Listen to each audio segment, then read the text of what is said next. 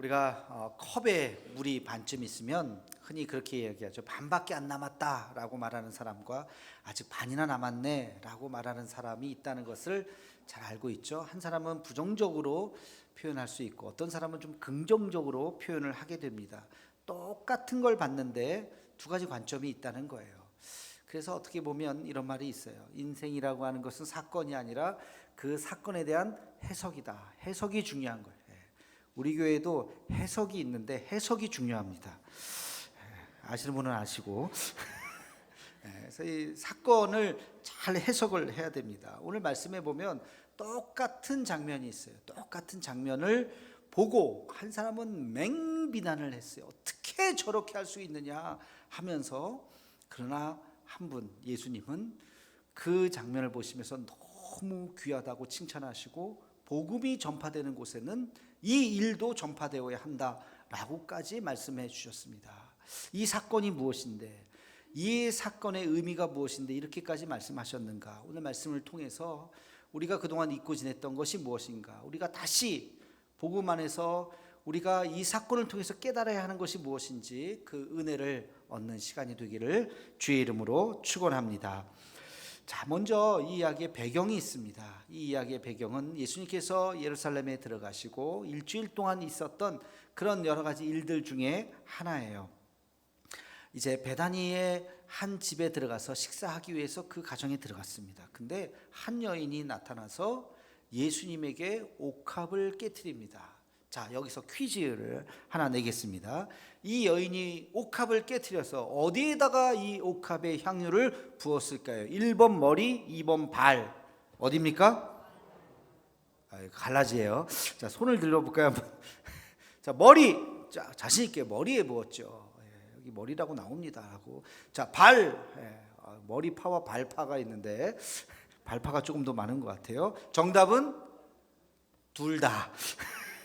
둘 다. 마태복음과 마가복음에는 머리라고 나옵니다. 머리에 부었다. 누가복음과 요한에는, 누가복음은 조금 애매한데 잘 읽어보면 나와요. 누가복음과 요한복음에는 분명히 나옵니다. 어디에 부었다? 발에다 부었다. 발에다 부었다. 머리에서 발까지. 그러면 진짜 어디에 부었을까요? 사실은 팩트는 뭘까요? 이 두 개를 합치면 됩니다. 머리에도 붓고 발에도 부은 거예요. 마태하고 마가는 그 장면을 생각하면서 기록을 했는데 머리에 부은 게 굉장히 인상 깊었던 것 같아요. 충격적이었던 것 같아요. 그래서 옥합을 깨트려서 야, 머리에 부었다. 거기까지만 쓴 거예요. 근데 누가복음하고 요한복음에는 머리에도 부었는데 또 이게 옥합이 요만큼 몇 방울이 아니잖아요. 이렇게 향유가 그냥 쫙 부은 거예요. 그러고 나서 발에도 부으신 거예요. 근데 더 충격적인 건 발에 부었는데 그 여인이 자기의 머리를 쫙 풀어가지고 머릿결로 발을 닦은 거예요. 얼마나 충격적이었겠어요, 그죠? 그래서 누가하고 요한은 그걸 쓴 거예요. 발에 부으셔갖고 머리털로 닦았다. 그래서 이 두 가지 버전이 생긴 거예요. 그래서 두 개를 합치면 두 가지가 다 맞는 거죠. 자, 그러면 이 여인이 누구일까? 궁금하죠? 이 여인이 누굴까요? 마태복음하고 마가복음에는 이 여인의 이름이 나오지 않습니다. 베다니에 있는 한 여인이 이렇게 나와요. 베다니의 한 여인이에요. 요한복음에는 베다니에 있는 마리아가, 요한복음은 재밌습니다. 요한복음은요 실명을 다 거론해요. 그냥 이렇게 가려주는 게 없어요. 다 누가 했다. 베다니에 있는 누구라고요? 마리아라고 딱 이야기를 합니다. 근데 누가복음에 보면 베다니에 있는 뭐 이런 얘기 없어요. 마리아 이런 얘기 없어요. 그냥 한 여인인데 그 앞에 수식어가 있어요. 죄 많은 한 여인이 이렇게 나와요. 누가복음은 죄 많은 한 여인이라고 나와요. 자, 그러면 이 옥합을 깨트린 여인은 과연 누구일까요? 사복음서를 다 합치면 돼요. 사복음서를 다 합쳐보세요. 다 합치면, 자, 베다니에 사는 죄 많은 마리아. 이게 정답입니다. 베다니에 사는 죄 많은 마리아가 이 옥합을 깨트린 거예요. 근데 그 마리아가 막달라 마리아인가요? 여러분, 이 옥합을 깨트린 여인 하면 딱 누가 떠올라요? 막달라 마리아. 그죠? 막달라 마리아. 과연 이 여인이 막달라 마리아일까요?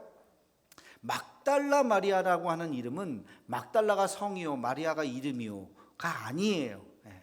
알다시피 성경에 보면 그런 이름이 나오는데 막달라는 지역입니다. 막달라에 사는 마리아예요. 그러면 구레네 시몬이라는 사람이 나와요. 그죠? 구레네 시몬은 뭐예요? 구레네에 사는 시몬이에요. 구레네에 사는 시몬. 예수님도 이름이 있죠. 예수님 앞에 무슨 예수라 그래요? 나사렛 예수라 그래요. 나사렛에서 온 예수. 예수라는 이름이 흔했기 때문에, 마리아라고 하는 이름이 흔했기 때문에 그 앞에 동네 이름을 붙이는 거예요. 그러면 막달라 마리아는 막달라에 사는 마리아인데, 이건 누가복음에 나옵니다. 누가복음 8장 2절에 보면 막달라 마리아, 전에 7 귀신 들렸던 여인이라고 나와요. 우리가 그걸 기억하고 있잖아요. 근데 이 마리아는 막달라에 사는 마리아가 아니라 어디에 사는? 베다니에 사는 마리아예요. 베다니 마리아인데 왜 막달라 마리아라고 했을까? 값비싼 향유를 주께 드린, 그 다음 뭐예요? 막달라 마리아. 이거 틀렸어요, 가사가. 이렇게 우리가 인식된 이유는 서기 591년, 주후 591년 교황 그레고리가 부활절 설교를 할 때 막달라 마리아가 옥합을 깨트렸다라고 이야기를 합니다. 그리고 그 교황의 말이 그냥 정설로 굳어졌어요. 토를 달 수가 없어서 그렇게 1000년 넘게 그렇게 그게 굳어져서 지금까지 오게 된 거예요. 근데 여러분, 이거 산수 문제 풀듯이 사복음서를 딱 펼쳐서 보면 알아요. 이건 막달라 마리아가 아니라 베다니 마리아. 베다니 마리아는 누구냐? 여러분, 요한복음 11장에 보면 나옵니다. 마리아와 마르다, 그의 오라비 누구예요? 나사로. 나사로의 그 남매들입니다. 나사로가 죽자 예수님께서 찾아오잖아요. 그죠? 마리아와 마르다의 또 그 음식을 또 먹는 장면도 나고 굉장히 가까웠던 것 같아요. 그 죽은 나사로를 또 살리신 그 지역이 베다니입니다. 베다니. 그래서 이 베다니 마리아의 집에서 있었던 바로 이 사건이 옥합을 깨트린 사건이다. 여러분, 그렇게 이해하시면 되겠습니다. 근데 중요한 것은 이 여인이 뭐 이름이 누구냐가 사실 중요한 게 아니라 이 사건의 의미죠. 왜 이 사건이 이렇게 주님께서 이거를 다 기념하라고 말씀하셨는가? 이걸 잊지 말라고 말씀하셨는가? 여러분, 이 옥합은 얼마라 그래요? 300데나리온 이상이라 그래요. 300데나리온, 굉장히 값비싼 겁니다. 한 데나리온이 한 사람의 하루 품값이에요. 일당 얼마 정도 하십니까? 사람마다 뭐 다르고 아르바이트에 따라서 다르겠지만 요즘 시세로도 하루에 8시간 일해도 8만 원, 10만 원 벌어요. 그죠? 10만 원. 그러니까 하루 일당을 10만 원만 잡아도 300데나리온은 300일치예요. 300일치. 1년 연봉이라고요. 거의 수천만 원, 3천만 원 이상이 되는 겁니다. 그러니까 이 옥합이 보통이 아니에요. 그 여기 보면, 오늘 마가복음에 보면 그렇게 300데나리온이라고 얘기한 사람의 이름이 나와 있지 않아요. 근데 요한복음에 가보면 그 사람이 누군지 이름이 나옵니다. 그 사람 누구예요? 가룟 유다예요. 가룟 유다가 보고 흥분한 거예요. 저거 300데나리온이 넘는 건데 돈으로 생각한 거죠. 저 비싼 거를 저렇게 허비하다니, 예수님의 머리에 발에 뿌린 것을 허비하다니 라고 그 돈으로 생각한 거죠. 근데 예수님은 그렇게 말씀하시지 않았습니다. 우리 한번 그 대목을 읽어보도록 하겠습니다. 4절과 5절 말씀 함께 읽겠습니다. 시작. 어떤 사람들이 화를 내어 서로 말하되 어찌하여 이 향유를 허비하는가? 이 향유를 300데나리온 이상에 팔아 가난한 자들에게 줄 수 있었겠도다 하며 그 여자를 책망하는지라. 그 여자를 책망했어요. 저렇게 비싼 거를 저렇게 한순간에, 며칠 동안도 아니고 그냥 몇 시간, 뭐 몇 시간이 뭡니까? 뿌리고 그냥 닦으면 끝나는 거잖아요. 저렇게 허비하다니, 저거를 팔아갖고 가난한 자들에게 줬으면 얼마나 많이 줬겠는가. 그 얘기는 뒤에 붙인 얘기인 것 같아요. 저게 그냥 아까운 거예요. 저 돈으로 생각하니까. 근데 예수님께서 뭐라고 말씀하셨어요? 6절 말씀 함께 읽겠습니다. 시작. 예수께서 이르시되 가만두라. 너희가 어찌하여 그를 괴롭게 하느냐? 그가 내게 좋은 일을 하였느니라. 아멘. 잘한 거다. 좋은 일을 했다. 그러면서 나중에 내 장례를 준비한 것이다 라고 예수님께서 속에 있는 아주 이야기를 하시죠. 이제 며칠 후에 십자가에 달려 죽으시잖아요. 주님만이 아시는 거예요. 내 장례를 이렇게 예비하였구나. 그 여인의 모습을 보면서 주님께서는 굉장히 마음이 아프시기도 하면서 좋았다. 여러분, 이 사건을 우리가 한번 다 잘 보면서 아주 중요한 신앙의 의미가 있다는 것을 깨달아야 합니다. 예수님께서 이 여인의 행위를 보면서 뭐라고 말씀하셨는가? 오늘 말씀에 단어는 없지만 바로 그것이에요. 헌신이라고 하는 단어입니다. 이 여인은 주께 헌신한 여인이에요. 이것이 낭비가 아니에요. 허비한 것이 아니에요. 낭비가 아니라 헌신이라고 하는 것입니다. 여러분, 헌신은 뭐죠? 한자 그대로 보면 내 몸을 드리는 게 헌신입니다. 다시 말하면 후회 없는 인생이에요. 내가 뒤돌아봤을 때 최선을 다해서 내가 후회함이 없을 때, 그게 헌신이라고 말할 수 있어요. 여러분, 헌신이 그 앞뒤가 있습니다. 어디서부터 어디까지인가 5가지 단계가 있어요. 첫 번째 단계는요, 나눔이에요. 여러분, 어떤 어려운 사람 볼 때 나눔, 내게 2개 있으면 그 둘 중에 하나를 주는 거예요. 그게 나눔이에요. 우리 부룬디에서 지금 좀 나눠달라고 그 메일이 온 거예요. 좀 도와주세요 하면서. 여러분, 새 거 사실 필요 없어요. 굳이 가서 새로 집에 있는 것 중에서 좀 물품 리스트 보고 내가 이거 잘 안 쓰는데 그거 갖고 오시면 돼요. 이걸 나눔이라고 그래요. 쉬울 것 같지만 이것도 어렵습니다. 습관이 안 되면 나누는 거 어려워요. 어릴 때부터 아이들 습관을 길러줘야 돼요. 나누는 습관. 그 다음에 나눔 다음이 뭐냐면 봉사예요. 나누는 건 내게 있는 거 이렇게 나누는 건데, 봉사는 시간을 줘야 되고 내 몸을 가서 주는 것이 봉사예요. 제가 오늘 광고 때 그랬어요. 여러분들 중에 운전하실 수 있는 분은 오전 주일마다 오전 10시에서 11시까지 차량 운행 좀 도와주세요. 여러분, 직장 그만두라는 것도 아니에요. 뭐 하던 일, 중요한 일 뭐 하지 말라는 것도 아니에요. 그냥 예배 나오실 때 2부 예배 나오시는 분은 1시간 운행해 주시고 조금 늦게 가시면 돼요. 3부 예배 나오시는 분들은 조금 일찍 오시면 돼요. 그죠? 그렇게 해서 좀 도와달라는 거예요. 그러면 차량 운행 한번 하면 어르신들 이렇게 올 때 택시 타고 오시고 참 힘든데 교회 차 타고 얼마나 편하겠습니까? 그거 좀 도와달라는 거죠. 이게 봉사예요. 봉사. 여러분, 봉사는 내 시간을 드리고 내 몸을 드리는 것이 봉사예요. 그 다음 단계가 헌신입니다. 헌신은요, 내게 2개 있는 거를 2개 다 주는 게 헌신이에요. 하나 주는 건 나눔인데 내게 2개 있는데 이 2개를 다 주는 거, 내 거 없어요. 그게 헌신이라고요. 헌신. 내 것을 남기지 않는 거예요. 그게 헌신이에요. 더 어렵겠죠? 그 다음 단계는 희생이에요. 희생. 희생은 뭐냐면 내게 2개 있는 걸 2개 다 주고 더 일해서 더 많이 벌어서 그거를 더 주는 거예요. 3개, 4개를 주는 거예요. 그게 희생이라고요. 희생. 이거는 내 시간을 자르는 거예요. 내 일하는 시간을 자르는 거예요. 아니, 그만둘 수도 있어요. 일을 더 적게 하는 건 내가 적게 벌어서, 그러나 그 시간, 남는 시간을 더 그 사람을 위해서 내가 쓰는 거예요. 이건 희생이에요. 자기 희생이에요.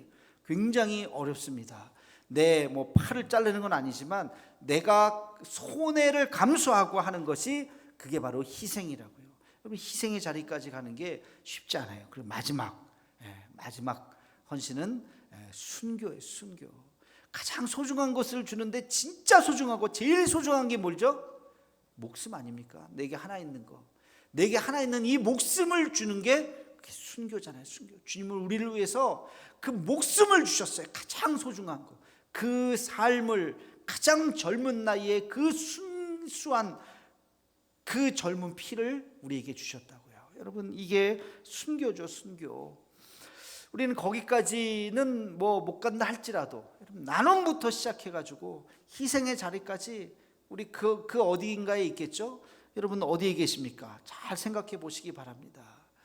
어떤 사람이 볼 때는 그 헌신이라는 것이 좀 어리석어 그렇게까지 할 필요가 없는데, 어리석어 보일지 몰라요. 그러나 헌신을 할 때 뭐가 생기느냐? 감동이 있어요. 은혜가 있어요. 제가 청년 시절에 청년부에서 여름이면 단기 선교는 나중에 갔고 이제 농촌 봉사 활동을 가요. 수련회는 수련회 대로 하고 이제 지역에 시골에 가서 농촌 봉사 활동을 하는데, 한 해는 봉사만 하는 것이 아니라 우리가 성경학교를 해주자. 거기 성경학교를 제대로 못하는데 지역에 있는 몇 개 교회를 연합해서 성경학교를 해주자, 그렇게 결의를 하고 제가 이제 거기 총 담당이 돼서 우리 교사들하고 이제 청년들하고 모여서 준비를 했어요. 우리 기독교 백화점 같은 데 가면 이제 뭐 성경학교 물품들 많이 팔죠. 가서 사가지고 와서 하면 돼요. 뭐 한두 시간 가서 준비해갖고 하면 돼. 근데 그 애는 열심히 특심이어가지고 우리가 그냥 가서, 그런데 마트 가서 이렇게 사갖고 나눠주지 말고 우리가 직접 이 아이들을 줄 선물을 하나하나 만들자, 그렇게 결의를 했어요. 아이들하고 청년들하고. 그래서 몇 날 며칠을 아이들 준 선물을 핸드메이드로 다 이렇게 만들었어요. 하나하나 잘 만들어가지고, 그게 참 딱 봐도 너무너무 정성스러워요. 그걸 잘 준비해가지고 그날 갔습니다. 어떻게 됐을까요? 수련회가 은혜의 도가니가 됐어요. 아이들이 그것을 받아들면서, 오, 이거 어디서 팔아요? 이거 어디서 팔게요? 이거 직접 우리가 만든 거야. 그랬더니 우와, 진짜요? 애들이 그때부터 마음이 확 열리는 거예요. 한 3일 정도 했는데 하루도 빠지지 않고 애들이 계속 오면서 그 집회, 그 기도에 아이들이 얼마나 열심히 참여했는지, 우리도 그걸 소중하게 받아들이는 그 아이들을 보면서 얼마나 기뻤는지 몰라요. 그때 깨달았어요. 아, 그렇구나. 우리가 이렇게 헌신했더니 은혜가 생기는구나. 은혜가 생기는구나. 그냥 사다가 나눠줄 수도 있었겠죠. 그냥 간단하게 간편하게 할 수도 있었겠어요. 그랬다면 그 아이들이 그거 보고서, 아, 이거 뭐 어디 가니까 팔던데, 그냥 그렇게 하찮게 생각했을지도 몰라요. 근데 어디서든지 살 수 없는 거, 아주 소중한 거, 그것을 받아들이고 그 아이들이 마음이 열려서 은혜의 시간이 되었다고 하는 것을 깨달았습니다. 여러분, 헌신은 그 자리가 하나님의 은혜의 자리인 줄 믿으시기를 축원합니다. 헌신할 때 땀을 흘리고 눈물을 흘릴 때 거기에 하나님의 역사가 일어나는 것입니다. 가룟 유다는 그것을 돈으로 봤어요. 돈으로. 그러나 예수님이 본 것은 그것이 돈이 아니라 그 여인의 한평생의 자기의 수고와 땀과 헌신이 묻어있는 그것을 주님을 위해서 그 한순간에 완전히 드린 거예요. 주님이 그것을 보면서 감동을 하신 것이죠. 하나님께서 예비하신 것이다. 여러분, 우리의 삶 속에서 주님을 위해서 여러분의 그 옥합을 깨트릴 수 있는, 수고와 정성을 다할 수 있는 그런 시간이 꼭 있기를 주의 이름으로 축원합니다. 어떤 사람들은 그런 얘기를 해요. 이 넓은 우주에 인간이 사는 지구가 요거 하나밖에 없겠느냐. 근데 아직까지는 지구 외에는 생명체가 밝혀진 게 없어요. 이 넓은 우주에. 근데 제가 가만히 생각해 봤어요. 하나님께서 이 넓고 넓은 우주에 왜 인간만 사는, 이게 지구가 그렇게 우주에서 그렇게 큰 별도 아니잖아요. 아시죠? 작은 별인데 여기에만 사람을 살게 하셨을까? 이 공간 낭비인가?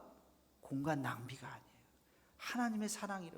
수많은 정말 이 공간에 먼지, 눈에 보이지 않는 먼지 같은 게 이 우주 속의 지구라고요.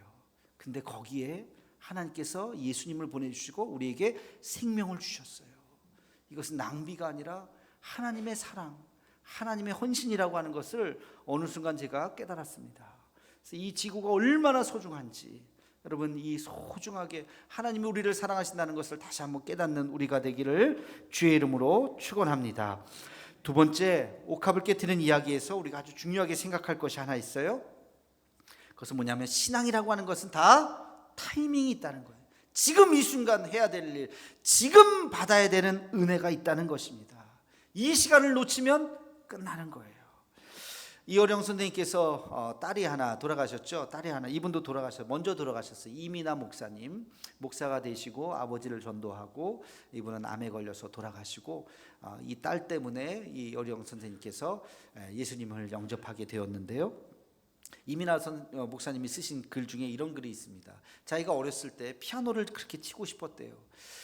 근데 피아노가 비싸죠. 지금도 피아노가 비싼데 그때는 피아노가 아무나 가질 수 있는 게 아니었어요. 피아노를 갖고 싶은데 뭐 너무 비싸니까 사달라고 할 수도 없고, 종이에다가 건반을 이렇게 그려놓고서 피아노 치는 연습을 맨날 이렇게 한 거예요. 어느 날 아버지가 그 모습을 보고 이하령 선생님이 결단을 한 거예요. 차가 이렇게 왔는데 자기 집 앞에 딱 서더라는 거예요. 저게 무슨 차지? 이삿짐 같은데. 문을 열었는데 그게 피아노래. 와, 피아노네.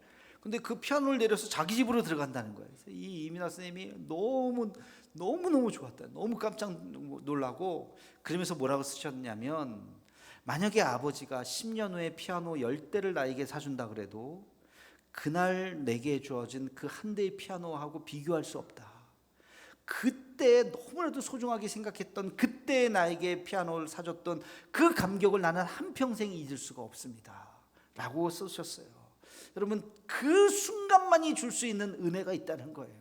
그 순간이 지나면 할 수 없어요. 다시 돌이킬 수 없어요. 이런 이야기가 있어요. 아이들이 아버지에게 놀아달라고 그러죠. 아빠 놀아주세요. 아빠 놀아주세요. 그럼 아빠들은 뭐라고 얘기해요? 아빠 바빠. 내일 다음 주에 좀 한가할 때 놀아줄게. 언제요? 언제? 글쎄 좀 한가할 때 놀아줄게. 아빠들은 항상 그렇게 이야기하죠. 근데 세월이 흘러서 그 아버지가 할아버지가 됩니다. 아이가 어른이 돼요. 할아버지가 아들한테 전화하죠. 얘야, 이번 주는 좀 집에 와서 같이 밥 좀 먹을 수 있겠니? 아들이 뭐라고 대답할까요? 아빠 바빠요. 다음 달에 좀 한가할 때 갈게요. 안 오는 거죠. 그때 그 사랑과 정성, 아무리 바빠도 아이들과 함께 같이 놀아주는 그 순간이 얼마나 소중한 것인지. 저도 우리 아이들 둘이 다 컸어요. 20살이 넘어서 이제 포항을 떠나 있어 이렇게 보니까 어렸을 때는 왜 이렇게 애들이 안 크는지 모르겠어요. 빨리 좀 컸으면 좋겠다. 밥 좀 많이 먹어라, 빨리 크게. 근데 지나고 나고 보니까 너무 빨리 컸어요. 아까워 죽겠어요. 조금 더 어렸으면 얼마나 좋았을까. 그 시간이 훌쩍 지나가고 이젠 돌이킬 수 없는 시간이에요. 여러분, 그 시간만이 주는 은혜가 있다고요. 그 시간이 지나가면 다시 돌아오지 않아요. 다윗이 골리앗 앞에 딱 섰을 때, 여러분, 다윗이 영웅이 되었던 순간이 골리앗 앞에 섰을 때 아닙니까? 골리앗이 하나님의 이름을 막 모욕할 때 그 소리를 듣고 참을 수 없었던 사람이 다윗이에요. 그러면서 이 물맷돌을 들고 골리앗 앞에 나아가죠. 그 순간, 그 순간의 그 결단이 위대한 다윗을 만들게 되었던 것입니다. 에스더의 결단은 어떻습니까? 여러분, 모르드게가 이야기할 때 주저주저 하다가 내가 이제 왕 앞에 나아가리라, 내가 죽으면 죽으리이다 하는 마음으로 왕 앞에 나가서 이 민족의 아픔에 대해서 내가 이야기하겠다고 결단했습니다. 그 결단이 아니었다면 이스라엘은 전부 다 몰살당했을지도 몰라요. 여러분, 그 순간의 그 결단이 중요한 거예요. 오늘 교회도 마찬가지예요. 여러분, 가정이나 직장이나 교회에서도 내가 지금 해야 할 그 일이 있다고요. 신앙은 타이밍이에요. 여러분, 오늘도 교회 나오셔서 예배를 드리셨기 때문에 이 오늘의 은혜를 누리는 줄로 믿습니다. 그 순간만이 주는 그 은혜의 결단.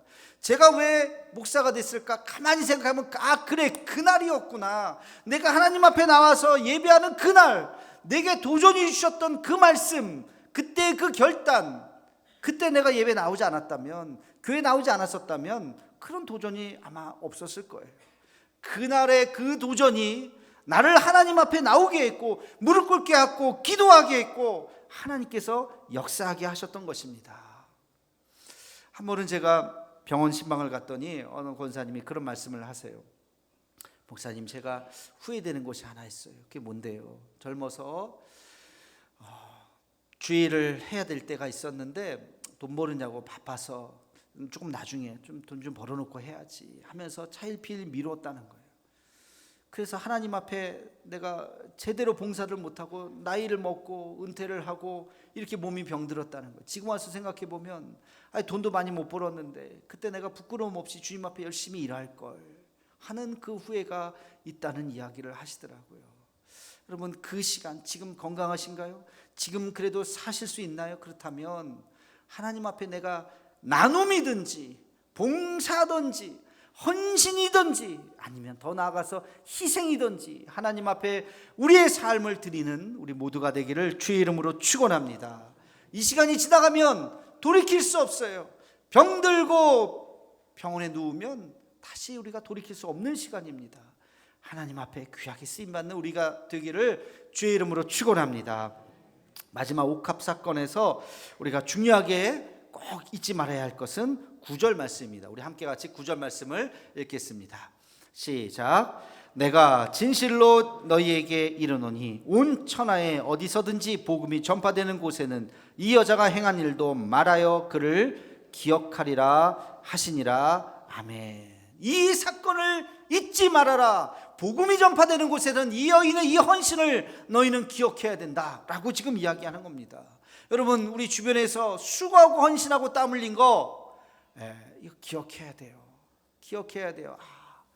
우리 한국교회가 여기까지 오게 된 거 저절로 된 게 아니에요. 하늘에서 뭐가 뚝 떨어졌습니까? 눈물로 정말 애쓰고 수고했기 때문에 우리 한국교회가 이렇게 풍성한 은혜를 지금 누리고 있죠. 앞으로도 마찬가지예요. 지난번에 태국의 목회자들이 왔을 때 지역의 교회들을 이렇게 탐방했어요. 그 중에 제가 기쁨의 교회를 갔습니다. 갔더니 그 역사관이 이렇게 있어요. 교회가 오래되지도 않았어요. 1946년에 세워졌으니까 우리로 치면 얼마 안 된 거예요. 한 70년, 80년밖에 안 된 교회예요. 그것도 오래됐지만 우리에 비해서는.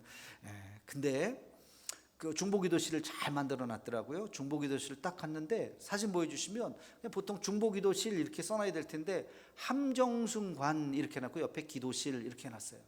저게 딱 그 앞에 있어요. 여기 어디예요? 그 중보기도실이라는 거예요. 근데 이름이 왜 함정순관이에요? 저분을 기념하고 기억하는 기도실이라는 거예요. 그래서 쭉 설명이 있어요. 제가 한번 쭉 봤더니 1896년생이세요. 아주 어른이시죠.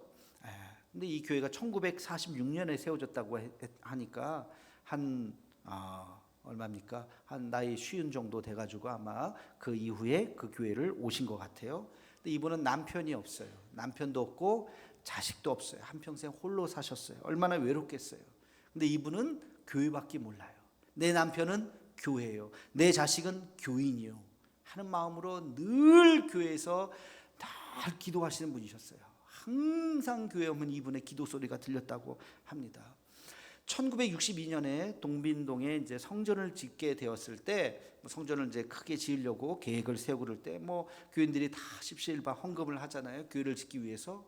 이분이 어느 날 자기가 평생을 모았던 돈 1,800만 원과 자기의 살고 있었던 집을 하나님 앞에 예물로 드렸어요. 여러분 1962년에 1,800만 원이 얼마일까요? 궁금하시죠? 그래서 저도 이걸 어떻게 알 수 있지 하고 찾아봤더니 통계청에 가보니까 소비자 물가지수 사이트가 있어요. 1965년부터 지금까지 소비자 물가지수에 따른 환율이 계산이 되더라고요. 그래서 정확하게 맞지는 않겠지만 그래도 한번 감을 잡아보기 위해서 제가 1965년에 1,800만 원이 얼마인가를 딱 쳤어요. 딱 나와 2025년에 이 돈은 얼마로 환산됩니다 하고 딱 나오는 돈이 8억 7천 10억 정도의 돈을 이분이 한평생 모은 거죠. 그리고 한 거예요. 그리고 자기 주택까지. 교회에서 이 돈을 받아야 돼요, 안 받아야 돼요 고민을 하는데 이분의 사랑과 정성이기 때문에 안 받을 수는 없고, 교회가 이것을 받고 대신에 이분이 한평생 돌아가실 때까지 매월 얼마씩 이분의 생활비를 교회에서 드렸습니다. 이분이 점점 82년에 이분이 돌아가셨는데 점점 나이가 이제 들면서 주변 사람들한테 이렇게 얘기하는 거예요. 나 죽으면 농장문 열어봐. 나 죽으면 농장문 열어봐. 이 얘기를 주변 사람들한테 그렇게 하는 거예요. 그러려니 거기 뭐가 있나 보다, 유품이 있나 보다 생각을 했는데 이분이 돌아가셨어요. 농장문을 딱 열었더니 거기에 통장이 하나 있는 거예요. 교회에서 줬던 그 생활비를 한 푼도 쓰지 않고 다 통장에 다 놓은 거예요. 그리고 이것을 하나님의 교회에 예물로 드립니다.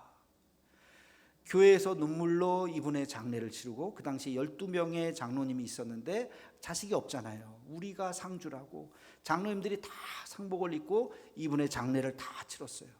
이분의 묘비를 이제 다 그때는 이제 묘를 쓸 때니까 묘를 했는데 자식 이름, 손주 이름 쫙 쓰잖아요. 자식도 없고 손주도 없고 아무도 없잖아요. 사진 보여주시면, 그래서 어떻게 했냐면 믿음의 아들 해서 12명의 장로님들의 이름을 다 쓴 거예요. 12명의 장로님들의 이름을 썼다는 것은 이 교회가 여러분의 자손입니다 하는 뜻에서 이분의 장례를 잘 치렀다고 하는 그 이야기가, 그래서 이분을 기념하기 위해서 함정순관 중보기도실 이름을 그렇게 해놨더라고요. 여러분 얼마나 참 귀한 스토리입니까? 한국 교회사에 남을 만한 이야기예요. 가까이 있는 교회이긴 하지만 참 귀하다. 그러면 이런 이야기는 전해져야 됩니다. 잊지 말아야 돼요. 기억해야 돼요. 또 기념해야 돼요. 저도 생각했어요. 우리 교회 창립기념일이 이제 5월이잖아요. 다가오는데 우리 교회도 이런 귀한 분이 왜 없겠었습니까? 있었겠죠. 한 분 한 분 좀 찾아서 이것을 좀 말씀을 나눠야 되겠다. 뭐 매주 할 수는 없겠지만 창립기념일마다 우리 교회에 정말 헌신했던 분, 애썼던 분, 눈물로 기도했던 분, 이런 분들의 스토리를 함께 같이 나눠야지 하는 생각을 하게 되었습니다. 오늘 주님이 말씀하십니다. 이 여자가 행한 일을 말하여 그를 기억하라. 여러분 수고하고 애쓰시기 바랍니다. 그리고 내가 못하니까 너도 하지 마, 이런 못된 심보를 가지면 안 돼요. 조롱하거나, 지금 가룟 유다는 뭐합니까? 조롱한 거 아닙니까? 자기가 못하니까 그런 쓸데없는 짓 한다고. 여러분 이런 자세를 가지면 안 돼요. 우리가 하나님 앞에 헌신하는 것에 대해서 격려하고 기억하고 정말 축복하고 그런 마음을 가져야 하는 것입니다. 우리의 현실은 어렵지만 그러나 하나님의 교회는 이 헌신과 눈물 위에 하나님의 교회가, 하나님의 나라가 세워졌다고 하는 것을 잊지 말고 그 믿음 위에서 우리도 하나님 앞에 헌신할 수 있는, 우리의 옥합을 깨트릴 수 있는 우리 모두가 되기를 주님의 이름으로 축원합니다. 기도하겠습니다. 사랑의 주님, 옥합을 깨트린 여인의 그 헌신을 다시 한번 기억합니다.